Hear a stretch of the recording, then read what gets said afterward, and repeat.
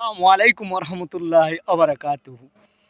মুসা নবী আল্লাহর কাছে বলে, ওগো আল্লাহ, ওগো আল্লাহ, তুমি ফেরাউনকে কেন ধ্বংস করো না?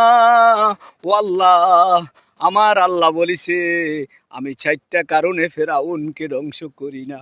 প্রথম কাজটি হইল, ফেরাউনে দুনিয়ার জমিনে মানুষকে বলে আমি আল্লাহ, আমি আল্লাহ, আমি আল্লাহ, সবাই আমাকে সেজদা দাও, আমি আল্লাহ।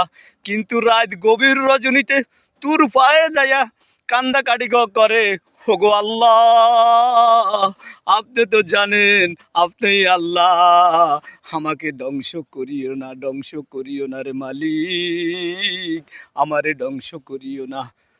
আর নম্বর দুই, ও মুসারে, তোমার মুখোদারি, তোমার মুখোদারি, ফেরাউনের মুখোদারি।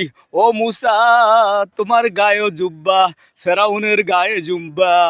এই কারণে আমি ফেরাউনকে ধ্বংস করি না, ধ্বংস করি না।